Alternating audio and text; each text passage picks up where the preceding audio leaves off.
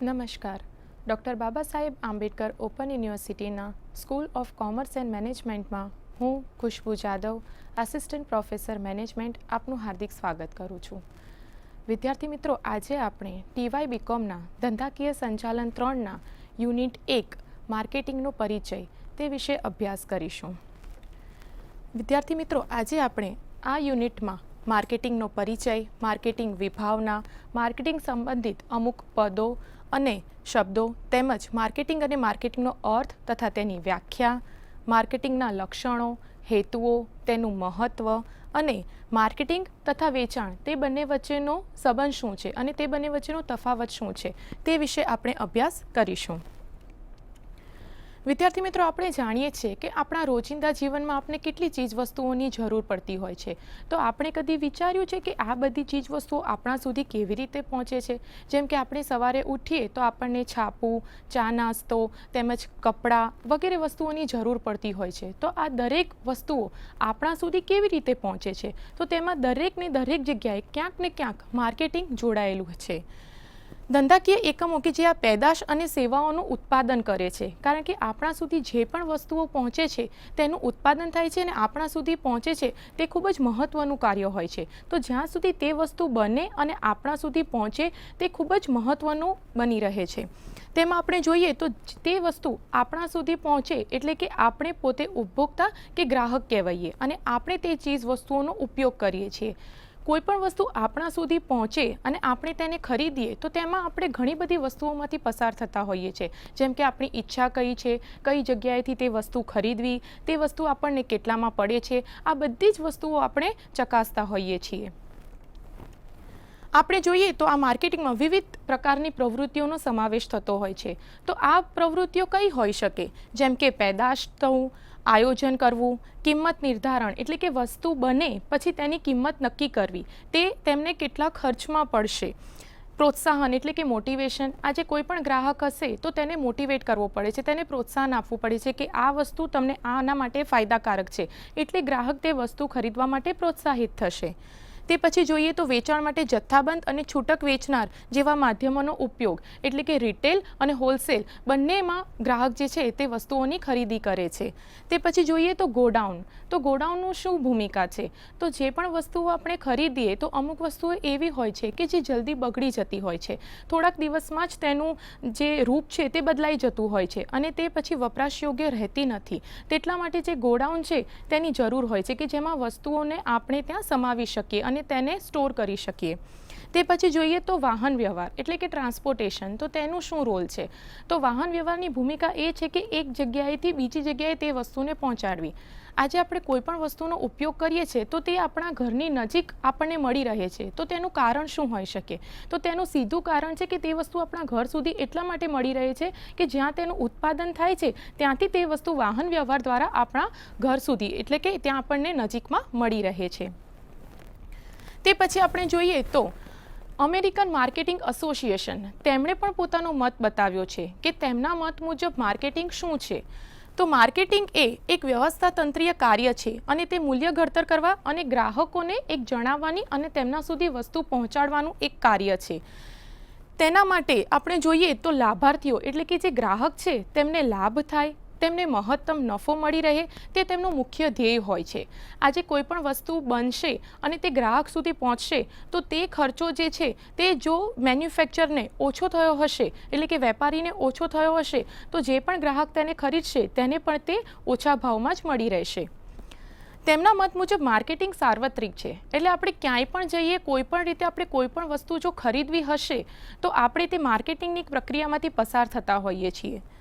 Marketing ખૂબ જ પુરાણી જૂની કળા છે, એટલે કે આપણને એવું લાગે કે તે થોડાક વર્ષો પહેલાં જ આવ્યું હશે, પણ એવું નથી. તે ખરેખર જોવા જઈએ તો આદમ અને ઈવના જમાનાથી ચાલતી આવતી પ્રવૃત્તિ છે. માર્કેટિંગ એક એવી પ્રવૃત્તિ છે જે ઉત્પાદિત પેદાશ દ્વારા ગ્રાહકને સંતોષ આપે છે. આજે કોઈ પણ ગ્રાહક હશે તેને જો કોઈ વસ્તુ ખરીદવા તે તૈયાર થશે તો તેનું કારણ એક જ હશે કે તેમાં તેને મહત્તમ નફો મળી રહેતો હશે અને તે જે કંઈ વસ્તુમાં ઈચ્છતો હોય કે મારે આ લક્ષણો જોઈએ આ વસ્તુમાં, તે બધા જ તેને તેમાં મળતા હશે. તે પછી આપણે જોઈએ તો એક ઉદાહરણ છે જેના દ્વારા આપણને આ જે છે તે વધારે ક્લિયર થશે. આપણે જોઈએ તો સવારની જે ચા છે, છાપું, નાસ્તો, આપણે જે પહેરીએ છીએ તે કપડાં, સાબુ, આ દરેક વસ્તુઓ જે છે, કમ્પ્યુટર, ઇન્ટરનેટ કનેક્શન, તેનો આપણે ઉપયોગ કરતા હોઈએ છીએ. તો આ બધી જ વસ્તુ ક્યાંક ને ક્યાંક માર્કેટિંગ જોડે સંકળાયેલી છે. માર્કેટિંગની જો આપણે વિભાવના જોઈએ તો તેમાં એક રૂઢિગત એટલે કે પરંપરાગત ખ્યાલ બી છે અને એક આધુનિક ખ્યાલ પણ છે. તો જો આપણે પરંપરાગત એટલે કે રૂઢિગત ખ્યાલ દ્વારા સમજીએ કે માર્કેટિંગ શું છે, તો માર્કેટિંગ જે છે એ ઉત્પાદિત કરેલ માલ અને સેવાનું વેચાણ છે. એટલે આજે કોઈ પણ પેદાશ, કોઈ પણ વસ્તુનું ઉત્પાદન થશે તો તેનું કાર્ય છે કે વેચાણ થાય, એટલે કે ગ્રાહક સુધી તે વસ્તુ પહોંચે ત્યાં સુધી તેનું કાર્ય એટલે કે માર્કેટિંગનું કાર્ય વેચાણ સુધીનું રહેલું છે. જો આપણે તેને બીજી રીતે જોઈએ તો તે એક એવી પ્રવૃત્તિ છે કે જે ગ્રાહકને સમજાવવા તથા માનવ સેવાના વેચાણ માટે કરવામાં આવતી છે. એટલે કે આજે આપણે કોઈ પણ ગ્રાહકને વસ્તુ ખરીદવી હોય તો તેના માટે આપણને એને ઘણી રીતે સમજાવવો પડે છે કે આ વસ્તુમાં તમને આ નફો થશે, તમને આ ફાયદો છે, તમને આ વસ્તુ આમાં જોઈએ છે તો તે તમને મળી રહેશે. એટલે અલગ અલગ રીતે આપણે તેને મનાવવો પડતો હોય છે, ત્યારે જઈને ગ્રાહક તે વસ્તુ ખરીદવા માટે તૈયાર થાય છે. આ જે રૂઢિગત પરંપરાગત ખ્યાલ છે તે અમુક બાબતો પર આધાર રાખે છે. તેમાંની અમુક બાબતો આપણે જોઈશું. આ વિભાવના પેદાશ પર મુખ્યત્વે કેન્દ્રિત છે, એટલે કે તેનું જે મેઇન ફોકસ છે, મેઇન ધ્યાન જે છે તે પેદાશ પર રહેલું છે. આજે આપણે કોઈ પણ વસ્તુ ખરીદવી હોય તો આપણે જે હેતુથી ખરીદતા હોઈએ, જો તે જ આપણને તેમાં ના મળે તો ખરીદવાનો તેમાં કોઈ જ હેતુ રહેતો નથી. એટલે કે આજે કોઈ પણ ગ્રાહક વસ્તુ ખરીદશે તો તે પેદાશ કેવી છે અને તેને કેવી જોઈએ છે તેનું જો તે સંબંધિત થશે તો જ તે ગ્રાહક તે વસ્તુ ખરીદશે.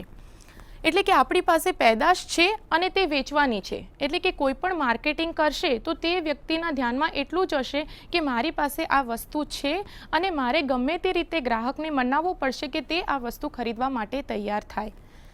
આપણે આપણી પેદાશ ખરીદવા માટે ગ્રાહકને સમજાવવા પડે છે.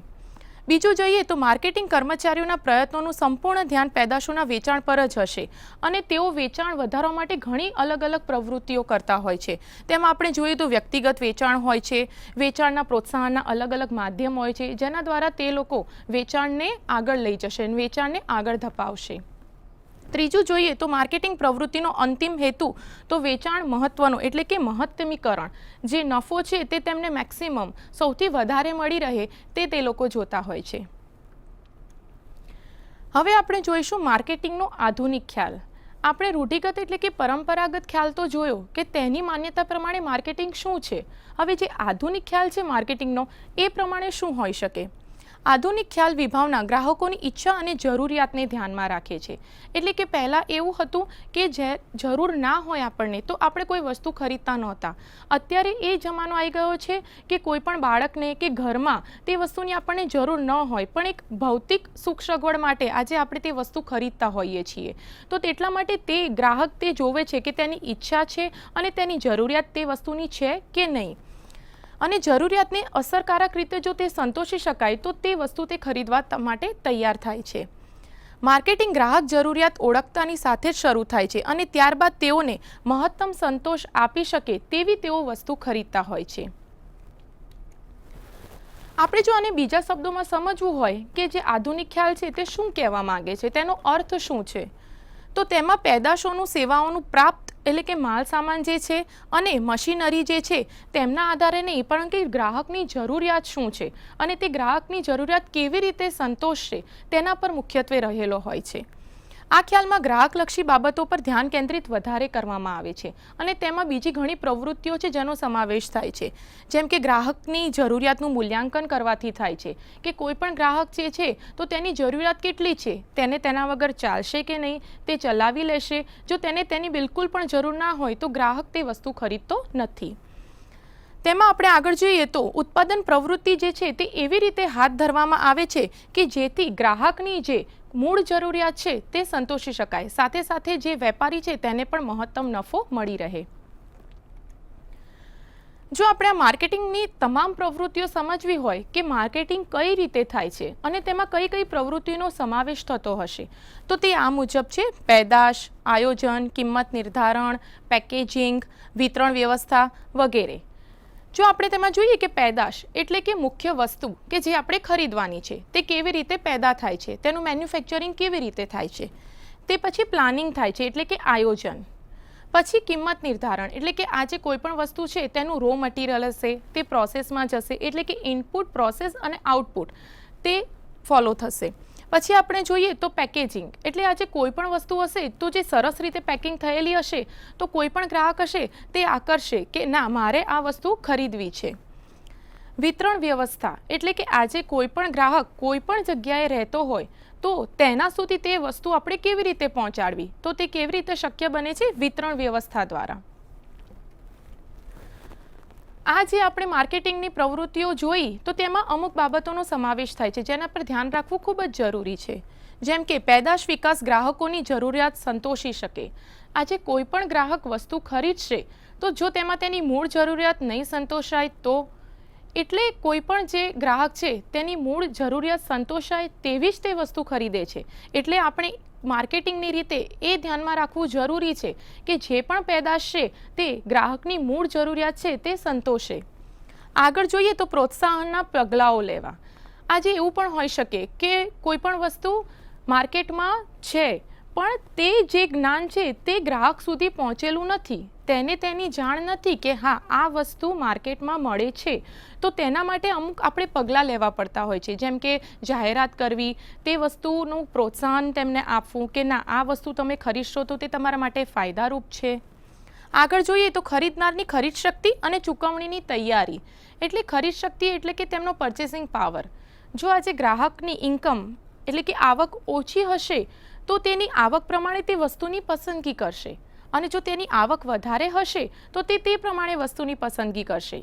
એક બીજો ક્રાઇટેરિયા પણ આમાં આપણે જોવો રહ્યો, જેમ કે ચૂકવણીની તૈયારી એટલે કે પેમેન્ટ મોડ. તો તે કેવી રીતે કરે છે? એટલે કે ઓન ધ સ્પોટ કરે છે, એ કેશમાં પેમેન્ટ કરે છે કે પછી આપણને ક્રેડિટ બેઝ પર કરે છે, તે પણ જોવાનું રહ્યું. આમાં આપણે આગળ જોઈએ તો પેદાશને વધુ આકર્ષક બનાવે તેવું પેકેજિંગ એટલે આજે કોઈ પણ વસ્તુ હશે તેનો આપણો નિર્ણય એવો હશે કે ના મારે આ વસ્તુ ખરીદવી નથી, પણ જો તેનું પેકેજિંગ બહુ સરસ હશે, અમુક તે જે ગુણ છે તે આપણને પૂરા પડતા હશે તો આપણે તે ચોક્કસથી વસ્તુ ખરીદશું. ગ્રાહક જરૂરિયાતને સંતોષી શકે તેવા અન્ય વિવિધ માપદંડો જેવા કે વેચાણ પછીની સેવાઓ. આજે એવું હોઈ શકે કે આપણે કોઈ પણ વસ્તુ ખરીદીએ પણ અમુક વાર એવું થતું હોય છે કે તે વસ્તુ બગડી જાય તો તેને રિપેરિંગ મેન્ટેનન્સની જરૂર પડતી હોય છે. તો જો તે સેવાઓ ના મળી રહે તો એટલે કે આ બી એક પ્રશ્ન ઊભો થાય છે. તો જો આપણને વેચાણ પછીની સેવાઓ મળી રહે તો એટલે કે આફ્ટર સેલ સર્વિસ તો તે ઘણી જ ફાયદારૂપ નીવડે છે અને ગ્રાહક તે વસ્તુ ખરીદવા આકર્ષાય છે. આગળ જોઈએ તો નિદર્શન, ગેરંટી, વોરંટી. આજકાલ એવું થઈ ગયું છે કે આપણે કોઈ પણ વસ્તુ ખરીદીએ તો તે આજે ખરીદીએ અને કાલે બગડી જતી હોય છે. એટલે કોઈ પણ ગ્રાહક છે તે ઈચ્છતો હોય છે કે મારે ગેરંટી અને વોરંટી તે પ્રોડક્ટ પર, તે વસ્તુ પર જોઈએ. એટલે કે એ સમયગાળા દરમિયાન જો કંઈ નુકસાન પહોંચે કે તે વસ્તુ ના ચાલે, બગડી જાય તો તે તેને સુધારી શકે. તેનો મુખ્ય હેતુ મહત્તમ ગ્રાહક સંતોષ દ્વારા નફો કમાવાનો છે. આપણે કોઈ પણ વસ્તુ જોઈશું, કોઈ પણ ગ્રાહકને જોઈશું, પણ તેનો મુખ્ય હેતુ તો હંમેશા મહત્તમ નફો કમાવાનો જ હોય છે. એટલે કે આજે તે જેટલું પેમેન્ટ કરે છે તેમાંથી તે ઈચ્છે કે મને કંઈક ને કંઈક મારા પૈસા બચી રહે. આગળ આપણે જોઈએ તો માર્કેટિંગ સંબંધિત કેટલાક મહત્વના પદો છે એટલે કે કેટલાક શબ્દો છે જે ખૂબ જ અગત્ય છે સમજવાના. તેમાં આપણે જોઈએ તો બજાર છે, માર્કેટિયર છે, વેચનાર, ખરીદનાર, ઉપભોક્તા એટલે કે વપરાશકર્તા, ગ્રાહક અને છેલ્લે છે આભાસી એટલે કે કૃત્રિમ બજાર. તો તેમાં પ્રથમ જોઈએ તો બજાર. તો આપણે સામાન્ય ભાષામાં, સામાન્ય શબ્દોમાં જો સમજવું હોય કે બજાર એ શું છે તો સામાન્ય રીતે લોકો બજારને કેવી રીતે સમજે છે? તો બજાર શબ્દ એ રીતે સમજે છે કે તે એક એવું સ્થળ છે કે જ્યાં માલ સામગ્રી અને પેદાશોનું ખરીદ વેચાણ થતું હોય. પણ આપણે જો ખરેખર જોવા જઈએ તો બજારનો જે મૂળ અર્થ છે તે અલગ જ છે. તો તેનો મૂળ અર્થ શું છે? તો માર્કેટિંગના સંદર્ભમાં આપણે જો જોવા જઈએ તો તે કોઈ એક ચોક્કસ પેદાશ કે સેવા માટેનું એટલે કે ખરીદનારાઓનું જૂથ છે. એટલે કે આજે બજારમાં વેચનાર અને ખરીદનાર તે બંને મળે છે અને તે બંને વચ્ચે બાર્ગેનિંગ એટલે કે નેગોશિએશન થાય છે. આજે કોઈ બી વેપારી હશે તે કહેશે હું તમને છેલ્લામાં આ વસ્તુ તમને આટલામાં આપીશ, સામે ગ્રાહક પણ એવું કહે છે કે ના આ વસ્તુ છે તે તમે મને આટલા રૂપિયામાં આપો. આપણે એક ઉદાહરણ દ્વારા તેને સમજીએ. એકાઉન્ટન્સી વિષયની રેફરન્સ બુક જો આપણે જોઈએ તો તે બુક બજારમાં મળે, એટલે કે કોમર્સ શાખાના વિદ્યાર્થીઓને જો તે ખરીદવી હોય તો તે એક તેમના પસંદગીનો વિષય છે અને તે પ્રમાણે તે જોશે કે ના ખરેખર મારે આ ખરીદવી કે ના ખરીદવી. તે બીજી દુકાને જશે, તેને કેટલામાં પડે છે તે જોશે અને બંનેને તે સરખાવીને પછી છેલ્લે ખરીદશે. જો આપણે મુખ્યત્વે બજારના પ્રકારો જોવા હોય તો તે આ મુજબ આપણે જોઈ શકીએ. જો વિસ્તાર મુજબ આપણે જોઈએ તો સ્થાનિક બજાર, પ્રાદેશિક બજાર, ગ્રામીણ, રાષ્ટ્રીય અને આંતરરાષ્ટ્રીય બજાર હોઈ શકે. જો માલ સામગ્રી મુજબ આપણે તેને કરવું હોય તો તે ફળ બજાર, ફર્નિચર, ફૂલ અને શેર બજારમાં વિભાજન થઈ શકે. આમાં એવું નથી કે અહીંયા જેટલા વિભાજન દર્શાવ્યા છે તેટલામાં જ તેનો સમાવેશ થઈ શકે. આમાં આપણે બીજા ઉદાહરણ તરીકે પણ લઈ શકીએ છીએ. વ્યવહાર એટલે કે જથ્થાના કદ મુજબ પણ હોઈ શકે, જેમ કે જથ્થાબંધ અને છૂટક બજાર, એટલે કે જ્યાં આપણને હોલસેલમાં પણ મળતું હોય અને છૂટક એટલે કે રિટેલમાં પણ આપણને વસ્તુ મળતી હોય. હવે આપણે તે દરેક શબ્દ, તે દરેક પદને સમજીએ. પહેલાં જોઈએ તો માર્કેટિયર. તો માર્કેટિયર શું છે? તો તે એક એવી વ્યક્તિ છે જે વિવિધ પ્રકારની માર્કેટિંગની પ્રવૃત્તિઓ કરે છે. તો અને આ પ્રવૃત્તિઓની ગોઠવણ તે કેવી રીતે કરે છે તે જોવાનું હોય છે. જેમ કે બજાર સંશોધન, પેદાશ આયોજન કરવું, કિંમત નિર્ધારણ કરવું, વિતરણ વ્યવસ્થા જોવી વગેરે. હવે વેચનાર એટલે કે કોઈ પણ વ્યક્તિ જે છે તે વસ્તુ વેચે છે, તો એ વેચનારને આપણે કયા સંદર્ભમાં સમજી શકીએ? તો તે એક એવી વ્યક્તિ કે સંસ્થા છે કે એકમ છે કે જે નાણાંની અવેજમાં માલ કે સેવાના હસ્તાંતરણની પ્રક્રિયા પ્રત્યક્ષ કે પરોક્ષ રીતે એટલે કે ડાયરેક્ટલી કે ઇનડાયરેક્ટલી તે કરે છે. આમાં આપણે જોઈએ કે હસ્તાંતરણ એટલે શું? તો હસ્તાંતરણ એટલે સંક્રમણ પણ હોઈ શકે, ફેરબદલી પણ હોઈ શકે, એટલે કે આજે જેના હાથમાં તે છે, જેની ઓનરશિપ છે તે બદલાઈ પણ શકે. હવે આપણે આમાં જોઈએ તો આગળ શું છે? તો ખરીદનાર. તો ખરીદનાર શું છે? ખરીદનાર કોણ હોઈ શકે? તો ખરીદનાર એ છે કે જે માલ કે સેવાની ખરીદી કરવાની પ્રક્રિયામાં પ્રત્યક્ષ કે પરોક્ષ રીતે જોડાયેલો છે. આગળ જોઈએ તો ઉપભોક્તા એટલે વપરાશકર્તા. આપણે જાણીએ છીએ કે કોઈ પણ વ્યક્તિ તે ગ્રાહક હોઈ શકે, કારણ કે તેને કોઈને કોઈ વસ્તુની જરૂર તો પડે જ છે. એટલે આજે આપણે તેનો ઉપયોગ કરીએ તો આપણે ઉપભોક્તા એટલે કે વપરાશકર્તા કહેવાઈએ. તે એ છે કે જે પેદાશ કે સેવાનો ઉપયોગ કે વપરાશ કરે છે. તેને આપણે એક ઉદાહરણ દ્વારા સમજીએ. જો આપણે કોઈ પણ એક શર્ટની ખરીદી કરીએ અને તે તમે જો તમારા મિત્રને ભેટ આપો તો આજે જે વ્યક્તિ જોડેથી તમે ખરીદ્યો છે તે વેચનાર કહેવાય અને તમે પોતે ખરીદનાર કહેવાઓ. પણ જે વ્યક્તિ તેને વાપરે છે એટલે કે જે શર્ટ તમે તમારા મિત્રને આપ્યો તે વપરાશકર્તા એટલે કે ઉપભોક્તા કહેવાય. આગળ જોઈએ તો ગ્રાહક. સામાન્ય રીતે ગ્રાહક એક એવી વ્યક્તિ છે જે ખરીદીનો નિર્ણય કરે છે. આજે વેચનાર હશે તે ઘણી બધી રીતે કન્વિન્સ કરશે ગ્રાહકને, સમજાવવાનો પ્રયત્ન કરશે કે આ વસ્તુ તમે ખરીદો તો એ તમને આટલો લાભ આપશે, તે તમારા આટલા પૈસા બચાવે છે અને તમને આટલા રૂપિયામાં તે પડે છે. પણ સામે ગ્રાહક ઘણી બધી રીતે વિચારતો હોય છે કે મારે તે વસ્તુ ખરીદવી કે ના ખરીદવી, એટલે આખર નિર્ણય તો તેના પર જ રહેલો હોય છે. ઉદાહરણ જોઈએ તો કોઈ પણ પરિવારમાં જેમ કે પિતા છે તો તે બાળકનો નિર્ણય તે પોતે લે છે. જેમ કે ઘરમાં કઈ કઈ વસ્તુઓ લાવી, ઉદાહરણ તરીકે આપણે જોઈએ તો ઘરમાં ટૂથપેસ્ટ વપરાય છે તો ટૂથપેસ્ટ કઈ લાવી, કઈ બ્રાન્ડની વાપરવી, તો તે નિર્ણય પિતા લેતા હોય છે. તો જે વ્યક્તિ તેનો ઉપયોગ કરે છે તે ગ્રાહક કહેવાય. આગળ આપણે જોઈએ તો આભાસી એટલે કે કૃત્રિમ બજાર, એટલે કે આભાસી બજારને આપણે કૃત્રિમ બજાર તરીકે પણ ઓળખીએ છીએ. તો તેનો શું અર્થ થાય? ટેકનોલોજીના વિકાસની સાથે આજના સમયમાં ખરીદનાર અને વેચનાર ઇન્ટરનેટના માધ્યમથી એકબીજા સાથે જોડાઈ ગયા છીએ. એટલે ખરેખર આપણે જોવા જઈએ તો તે લોકો ભૌતિક રીતે એકબીજાની સામે આવતા નથી, એટલે કે ફિઝિકલી એકબીજાને તે લોકો મળતા નથી. તે લોકો પોતાના ઘરે કે પોતાની ઓફિસમાં કે અલગ અલગ જગ્યાએ બેસીને તે લોકો તેનું ટ્રાન્ઝેક્શન કરતા હોય છે. એટલે કે આપણને એવું લાગે કે તે બંને વચ્ચે વ્યવહાર થાય છે, પણ તે ખરેખર હોતો નથી. તે લોકો પોતાની જગ્યાએ જ બેસીને આ વ્યવહાર કરતા હોય છે. એટલે કે ખરીદનાર અને વેચનાર તે લોકો ખરેખર એકબીજાને મળતા નથી, પણ એટલા માટે જ તેને આભાસી કે કૃત્રિમ બજાર નામ અપાયું છે. હવે આપણે માર્કેટનો અર્થ જોઈએ. બજારનો ખ્યાલ સમયાંતરે બદલાવોના આધારે બદલાતો રહે છે. જેમ કે આજે આપણે બજારને કોઈ એક અર્થમાં કહીશું, થોડા સમય પછી આપણે બજારને બીજા અર્થમાં પણ કહી શકીએ. એટલે કે બજારના અર્થને આપણે કોઈ એક મર્યાદામાં બાંધી શકતા નથી. બજારનું માળખું અને કાર્યક્ષેત્ર પણ સાથે સાથે બદલાતા રહે છે, એટલે કે જેમ તેનો અર્થ છે તે પણ એક મર્યાદામાં નથી, તેવી રીતે તેનું કાર્યક્ષેત્ર છે તેની પણ કોઈ જ મર્યાદા નથી, તેના કાર્યક્ષેત્રને પણ આપણે આગળ વધારી શકીએ છીએ.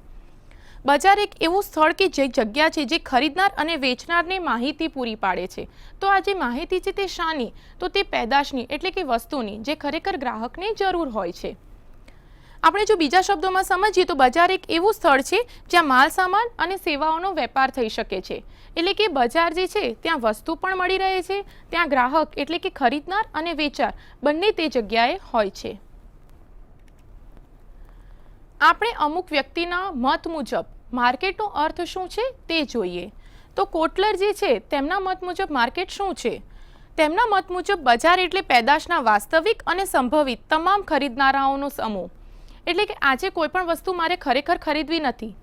આજે મેં વાત કરી કે આ વસ્તુ ખરીદવાની મારી ઈચ્છા છે, પણ તે મેં ખાલી વાત કરી છે, તો તેને સંભવિત ગ્રાહક કહેવાય કે તે કદાચ કાલે કે આવનારાના સમયમાં તે વસ્તુ ખરીદી શકે છે. જો કોલ્સ અને ઉલના પ્રમાણે મત મુજબ આપણે જોઈએ કે માર્કેટનો અર્થ શું છે, તો બજાર એક એવો વિસ્તાર કે ક્ષેત્ર છે જેમાં તમામ ખરીદનાર અને વેચનાર આંતરવ્યવહાર બાબતે ખૂબ જ સંવેદનશીલ હોય છે. એટલે કે તેઓ જે પણ તેમના વચ્ચે વ્યવહાર થાય તે ખૂબ જ ગંભીરતાપૂર્વક લેતા હોય છે. આપણે કોલ્સના મત મુજબ જો માર્કેટનો અર્થ શું છે તે સમજીએ તો બજાર એક એવું કોઈ સ્થળ કે સપાટી છે જે નિશ્ચિત ભૌતિક અને સંસ્થાગત ગોઠવણ થયેલી તેમાં આપણે જોઈ શકીએ છીએ. એટલે કે તેમાં બધું જ વસ્તુ પહેલેથી નક્કી થયેલ હોય છે. માલ સામાન અને સેવાના કેટલાક જથ્થાની માલિકી અને હકના ફેરબદલના હેતુથી કિંમત નક્કી કરવામાં આવે છે. જેમ કે આજે મારે કોઈ વસ્તુ જોઈએ તો તે ધારો કે મારે હોલસેલમાં જોઈએ છે કે રિટેલમાં જોઈએ છે, પછી હું તે જોઈશ કે હોલસેલ અને રિટેલમાં ખરીદું તો તેના વચ્ચે કેટલો તફાવત છે અને મને ખરેખર તેમાં ફાયદો મળી રહે છે કે નથી મળી રહેતો. હવે આપણે માર્કેટનો અર્થ સમજ્યા એટલે કે બજારનો. હવે આપણે બજારીય એટલે કે માર્કેટિંગનો અર્થ સમજીશું. તો આપણે પોલ મજૂરના મત મુજબ જો સમજીએ કે માર્કેટિંગ શું છે, તો માર્કેટિંગ એ સમાજને જીવન ધોરણનું સર્જન કરી તેના સુધી પહોંચાડવાનું કાર્ય છે. જો આપણે એક દિવસ એવું વિચારીએ કે મને કોઈ પણ વસ્તુ જે મારા રોજિંદા જીવનમાં જરૂર પડે છે તે મને નહીં મળી રહે, તો વિચાર કરો કે આપણો દિવસ કેવી રીતે પસાર થશે. કારણ કે આપણે ઉઠીએ સવારથી ત્યારથી ડગલે ને પગલે દરેક ચીજ વસ્તુઓની આપણને જરૂર પડતી હોય છે. એટલે કે આપણું જે જીવન ધોરણ છે તે વસ્તુઓ સાથે જોડાયેલું છે. અમેરિકન માર્કેટિંગ એસોસિએશન તે જણાવે છે કે માર્કેટિંગ વ્યવસ્થાતંત્રીય કાર્ય છે અને તે તેના મૂલ્યોને ઘડતર કરીને ગ્રાહકોને જણાવવાની અને પહોંચાડવાની પ્રક્રિયા કરે છે. હવે આપણે કોટલરના મત મુજબ જોઈએ તો તેમણે ઘણો સારો મત આપ્યો છે માર્કેટિંગ વિશે. તે કહે છે કે માર્કેટિંગ એક સામાજિક પ્રક્રિયા છે જેના દ્વારા વ્યક્તિઓ અને જૂથો એકબીજા સાથે મૂલ્યના બદલામાં પેદાશ અને સેવાઓનું સર્જન કરે છે. એટલે કે પહેલાંના જમાનામાં આપણે જાણીએ છીએ કે વિનિમય એટલે કે એક્સચેન્જ થતું હતું. એટલે કે આપણને વસ્તુના બદલામાં આપણે સામે વસ્તુ આપતા હતા. હવે વસ્તુના બદલામાં સામે આપણે રૂપિયા આપીએ છીએ. ટૂંકમાં આપણે સમજીએ તો માર્કેટિંગ એ તમામ પ્રવૃત્તિઓનો સમાવેશ થાય છે જે ઉત્પાદનના તબક્કાથી લઈને અંતિમ ઉપભોગ સુધી હાથ ધરવામાં આવે. એટલે માર્કેટિંગનું કાર્ય ક્યાંથી શરૂ થાય છે? જ્યારથી તે વસ્તુનું પેદાશ એટલે કે રો મટીરિયલથી તેને બનાવવામાં આવે અને ત્યાં સુધી તે ચાલે છે કે જ્યારે તે અંતિમ તેને હાથ ધરવામાં ના આવે, એટલે કે ઉપભોક્તા સુધી પહોંચે અને તે તેને વાપરે. આગળ આપણે જોઈએ તો ઇર્વિંગ જે છે તે માર્કેટિંગને દ્રશ્ય અને અદ્રશ્ય એ બે કાર્યોમાં તેને વહેંચે છે. તો જો આપણે દ્રશ્ય કાર્યો જોઈએ તો તેમાં મુખ્યત્વે વાહન વ્યવહાર, પ્રક્રિયા, સંગ્રહ, પેદાશ અને ક્રમાંકનનો સમાવેશ થાય છે. એટલે કે આ બધી વસ્તુઓ જેવી છે કે જે આપણે તેને જોઈ શકીએ છીએ. જ્યારે અદ્રશ્ય વસ્તુઓ કેવી છે? માલિકીના હકની ફેરબદલ. એટલે કે આજે મારી માલિકી છે વસ્તુની તે હું બીજાને આપું છું તો તે આપણે જોઈ શકતા નથી, પણ ખરેખર માલિકીની ફેરબદલી થઈ હોય છે. જ્યારે વાહન વ્યવહાર અને જે વિતરણ વ્યવસ્થા છે તે બધી એવી વસ્તુઓ છે કે જે આપણે જોઈ શકીએ છીએ. તેમાં આપણે બીજા ઉદાહરણ જોઈએ તો સ્થળ, સ્વરૂપ, સમય આ દરેકના સંદર્ભે પેદાશ અંગે માર્ગદર્શિત કરવામાં આવતા હોય છે ગ્રાહકને. હવે આપણે જો માર્કેટિંગ અને વેચાણ તે વચ્ચેનો જો તફાવત સમજવો હોય તો તેના અમુક મુદ્દા છે. ઘણી વખત આપણને એમ થાય કે માર્કેટિંગ અને વેચાણ તે બંને સરખું છે, પણ ખરેખર જોવા જઈએ તો માર્કેટિંગ પણ અલગ છે અને વેચાણ પણ અલગ છે. માર્કેટિંગ અને વેચાણ વચ્ચે ઘણો બધો તફાવત રહેલો હોય છે. તેમાં આપણે પ્રથમ મુદ્દો જોઈએ તો માર્કેટિંગમાં વેચાણ ઉપરાંત અન્ય પ્રવૃત્તિઓનો સમાવેશ થાય છે. એટલે કે માર્કેટિંગ વેચાણને સમાવી લે છે. જ્યારે વેચાણમાં અમુક મર્યાદિત પ્રવૃત્તિઓ જ થતી હોય છે. આજે ધારો કે કોઈ પણ જગ્યાએ સેલ થતું હોય તો તે એક લિમિટેડ એક્ટિવિટી છે. જ્યારે આપણે માર્કેટિંગ કહીએ તો તે બહુ જ મોટા પાયે થતું હોય છે. બીજું જોઈએ માર્કેટિંગમાં તો ગ્રાહકની માંગ, જરૂરિયાત, પસંદ, નાપસંદ ત્યાંથી શરૂ થતી હોય છે અને ગ્રાહકને મહત્તમ સંતોષ મળી રહે તે માર્કેટિંગમાં જોવામાં આવતો હોય છે. જ્યારે આપણે વેચાણમાં જોઈએ તો મહત્તમ વેચાણ થાય તે જરૂરી છે. સાથે સાથે તે એ પણ જોવે છે કે વેચાણ અને ઉત્પાદન પ્રક્રિયા થતાં જ તેનું કાર્ય શરૂ થતું હોય છે. ગ્રાહકની જરૂરિયાત કેન્દ્ર સ્થાને છે.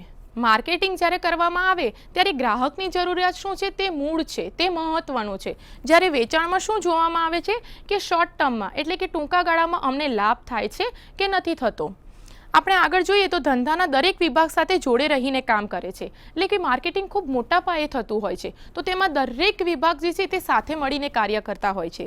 જ્યારે આપણે વેચાણમાં જોઈએ તો એકમમાં ઉત્પાદન પ્રવૃત્તિ કેન્દ્ર સ્થાને છે. એટલે કે જે પણ તમારે પેદાશ કરવી હોય તેના પર મુખ્યત્વે ધ્યાન રહેલું હોય છે. છેલ્લું જોઈએ તો ગ્રાહકના દ્રષ્ટિકોણને ધ્યાનમાં રાખી પેકેજિંગ કરાય છે. જ્યારે વેચાણમાં પેકેજિંગ માત્ર પેદાશના રક્ષણ અને વહન માટે કરવામાં આવે છે. એટલે આજે કોઈ પણ જગ્યાએ સમજો કે કોઈ એક ફેક્ટરીમાં કોઈ પણ એક વસ્તુનું ઉત્પાદન થયું તો તે બજારમાં જાય ત્યાં સુધી તેનું રક્ષણ થાય, તેને કંઈ પણ જાતનું નુકસાન ન પહોંચે તેટલું જોવામાં આવે છે. જ્યારે માર્કેટિંગમાં કઈ રીતે જોવામાં આવે છે કે તેનું પેકેજિંગ એ રીતે થાય છે કે ગ્રાહકને કઈ રીતે જોઈએ છે. આપણે આગળ જોઈએ તો માર્કેટિંગના અમુક લક્ષણો છે જે ખૂબ જ અગત્યના છે. તો માર્કેટિંગ એક સંકલિત પ્રવૃત્તિ છે. એટલે કે તે એક પ્રવૃત્તિ નથી, તે ઘણી બધી પ્રવૃત્તિઓને સાથે જોડી રાખે છે. માર્કેટિંગ ગ્રાહકલક્ષી એટલે કે ગ્રાહકને કેન્દ્ર સ્થાને રાખે છે. આપણે વેચાણમાં જોયું તો વેચાણમાં જે મૂળ જરૂરિયાત છે તે જોવામાં આવે છે. જ્યારે માર્કેટિંગમાં ફક્ત ગ્રાહકને જોવામાં આવે છે. ગ્રાહકલક્ષી બધી જ બાબતોને ધ્યાનમાં રાખવામાં આવે છે. માર્કેટિંગ એક તંત્ર છે એટલે કે તે દરેક વસ્તુઓમાંથી પસાર થતી બાબતો પર ધ્યાન રાખે છે. માર્કેટિંગ સમગ્ર ધંધાકીય પર્યાવરણનો એક હિસ્સો છે.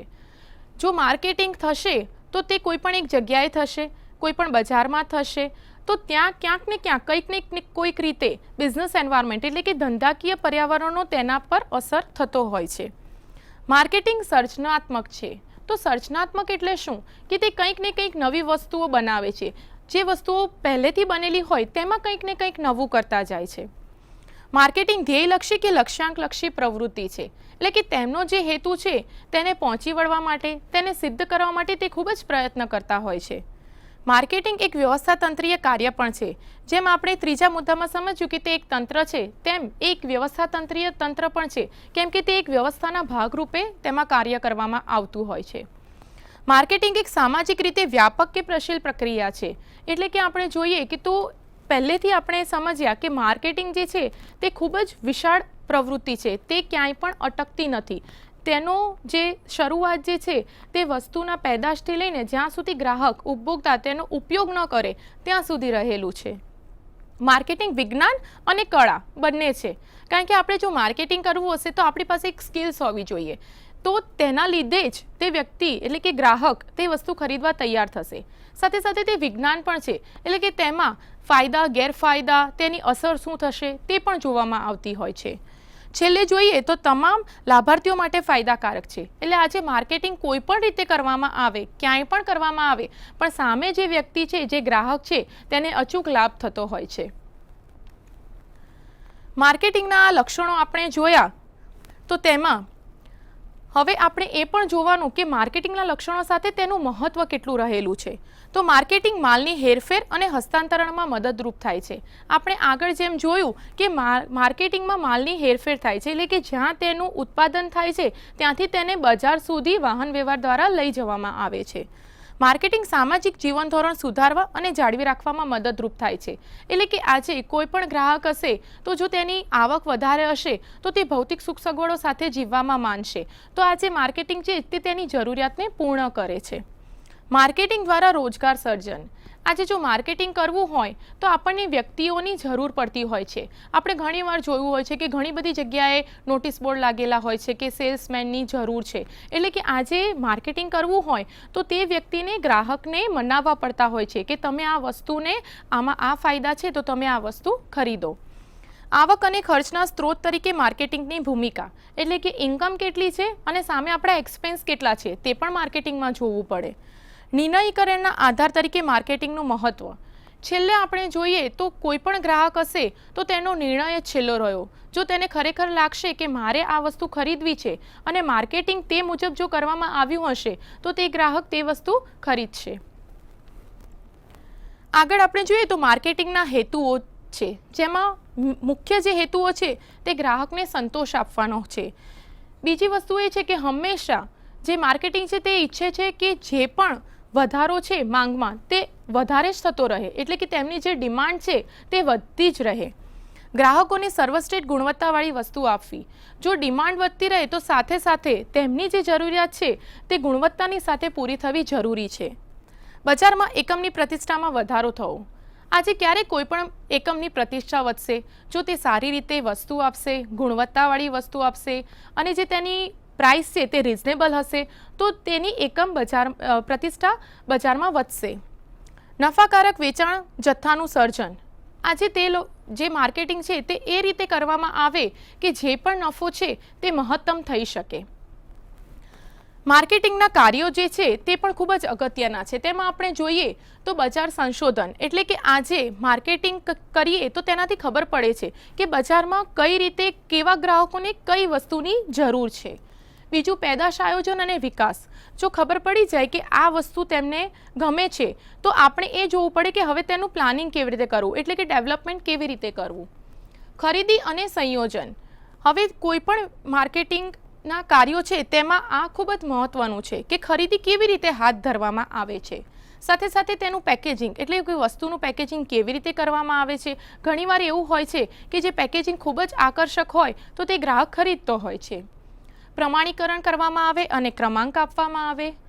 બ્રાન્ડિંગ એટલે કે નિશાનીકરણ. આજે આપણે કોઈ પણ વસ્તુ ખરીદીએ તો આપણે જોતા હોઈએ છીએ કે તેમાં જે બ્રાન્ડ હોય તેનું લેબલ એટલે કે સિક્કો લાગેલો હોય છે, તો આપણે ગ્રાહક જે છે તે તરત જ સમજી શકે કે આ જે વસ્તુ છે તે બ્રાન્ડેડ છે, એટલે કે ખરેખર મારે ખરીદવી જોઈએ અને તે એટલા માટે ખરીદતો હોય છે કે તેનાથી તેને કોઈ પણ જાતનું નુકસાન ન થાય. આગળ આપણે જોઈએ તો પેદાશની કિંમત નિર્ધારણ, પેદાશ પ્રોત્સાહન, પેદાશ વિતરણ, સાથે સાથે વેચાણ, સંગ્રહ અને વાહન વ્યવહાર તે પણ ખૂબ જ મહત્વના કાર્યો છે. તો વિદ્યાર્થી મિત્રો, આજે આપણે ધંધાકીય સંચાલન 3ના યુનિટ 1 માર્કેટિંગનો પરિચય તેના વિશે અભ્યાસ કર્યો. મારી આશા છે કે આ યુનિટ માટે તમને ઘણી માહિતી મળી હશે. તો આવતા લેક્ચરમાં આવી જ માહિતીસભર લેક્ચર સાથે આપણે મળીશું. ધન્યવાદ. स्वाध्यायः परमः